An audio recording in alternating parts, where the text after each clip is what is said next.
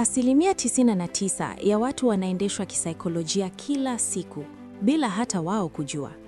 Lakini ukiwa na hizi tabia 6, wewe ndiye unatawala mchezo. Nitakupa zote, lakini nakuahidi, ukisikia tabia namba 4, utaelewa kwa nini watu hawawezi kukuchezea tena. Kama unapenda kuwa bora zaidi kila siku, bonyeza subscribe na uweke like sasa hivi. Tuende darasani. Tabia ya kwanza, uwezo wa kustahimili ukimya, strategic silence. Asilimia kubwa ya watu wanaogopa ukimya.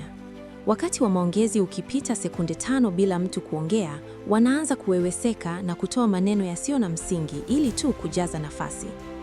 Lakini wewe, kama ni mwerevu kisaikolojia, unautumia ukimya kama silaha. Unapokuwa kwenye mjadala, makubaliano ya kibiashara au hata ugomvi na mtu akatoa hoja yake, badala ya kujibu haraka, unanyamaza.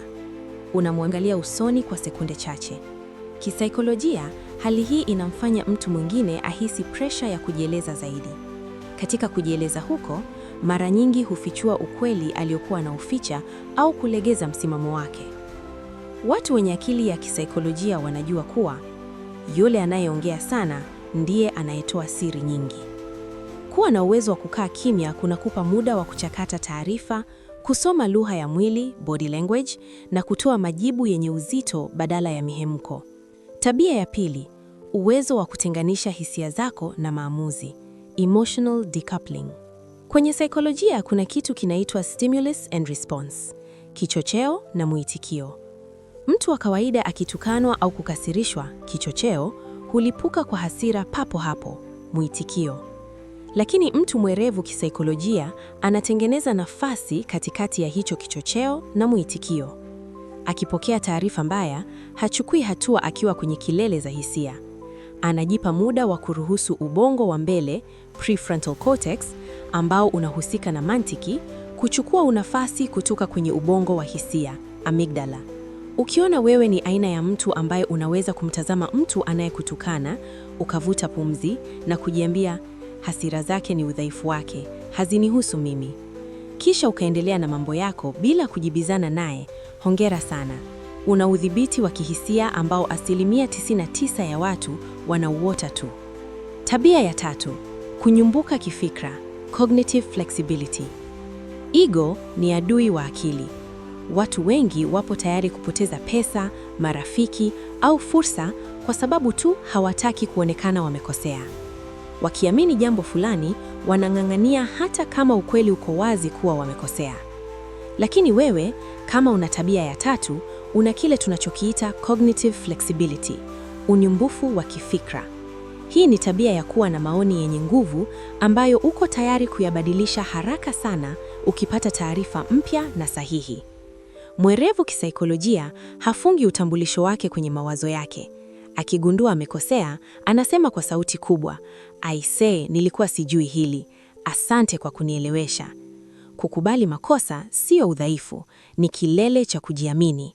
Mtu anayebadili mtazamo wake anapokutana na ukweli mpya ni mtu anayekua. Kama huogopi kukoselewa na unatumia ukosoaji kama darasa, wewe ni hatari sana katika ulimwengu wa mafanikio.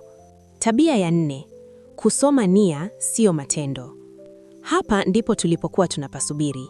Hii ndio tabia niliyokuambia mwanzoni itabadilisha maisha yako ukigundua unayo. Watu wa kawaida wanahukumu watu wengine kwa matendo yao, lakini watu werevu kisaikolojia hawatazami tu kile ambacho mtu amefanya, wanatazama kwa nini amekifanya. Wanasoma nia. Kwa mfano, mtu anaweza kukupa zawadi kubwa sana. Mtu wa kawaida atafurahi na kuona huyu ni mtu mwema, lakini wewe unajiuliza, kisaikolojia, kwa nini ananipa hii zawadi sasa hivi? Je, anataka kujenga deni la fadhila ili baadaye anitumie kufanikisha jambo lake? Au mtu amekujibu vibaya kazini. Badala ya kumchukia, unagundua kisaikolojia labda anapitia msongo mkubwa wa mawazo nyumbani kwake, hivyo hasira zake hazikulengi wewe binafsi. Ukiwa na uwezo wa kusoma nia iliyojificha nyuma ya pazia, inakuwa ngumu sana watu kukutumia, manipulation, kukuongolea au kukuingiza kwenye migogoro isiyo na faida kwako. Unakuwa kama unapiga draft huku unaona hatua 4 mbele za mpinzani wako. Tabia ya 5, kuchelewesha furaha, delayed gratification, Sisi tunaishi kwenye ulimwengu wa dopamine, ulimwengu wa kutaka raha ya haraka haraka. Watu wanataka kupata pesa leo na kununua gari leo ili waonekane Instagram. Wanataka kupost picha wapate likes papo hapo. Kama wewe una uwezo wa kujinyima raha ya leo, ukachagua maumivu ya nidhamu ili ujenge kesho iliyo bora, wewe ni mwerevu kisaikolojia maradufu. Hii inaitwa delayed gratification. Ni ule uwezo wa kuwekeza pesa zako badala ya kuzitumia kwenye starehe za wikendi. Ni ule uwezo wa kuamka asubuhi kufanya mazoezi au kusoma kitabu wakati mwili wako unatamani kulala. Uchunguzi maarufu wa kisaikolojia uliofanywa na chuo kikuu cha Stanford, ujulikanao kama The Marshmallow Experiment, ulithibitisha wazi.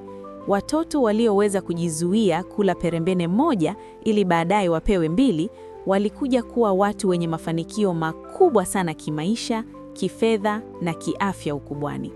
Ukifanikiwa kuitawala akili yako isikushawishi kutafuta raha za haraka, hakuna kikomo cha wapi unaweza kufika. Tabia ya 6: kujitambua na kukubali udhaifu. Self-awareness na vulnerability. Tabia ya mwisho ambayo inakutofautisha na 99% ya watu ni uwezo wako wa kujitambua na kujua udhaifu wako.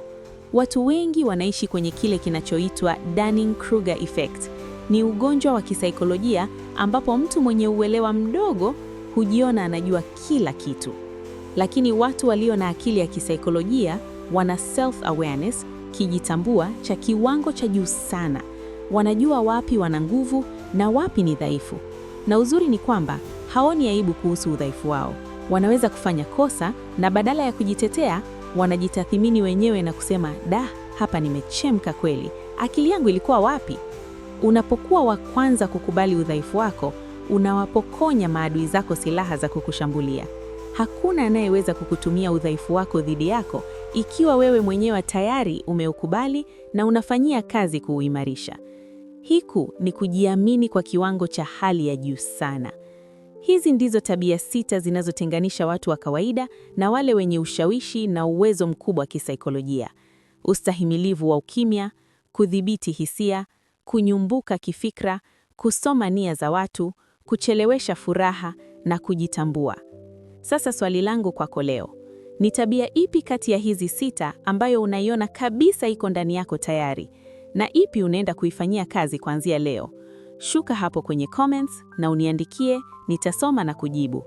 Kama video hii imekupa thamani, usiondoke bila kubofya subscribe na kuilike.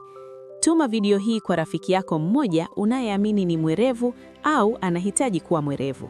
Asante kwa kutazama, tukutane kwenye video ijayo. Na kutakia siku yenye mafanikio makubwa.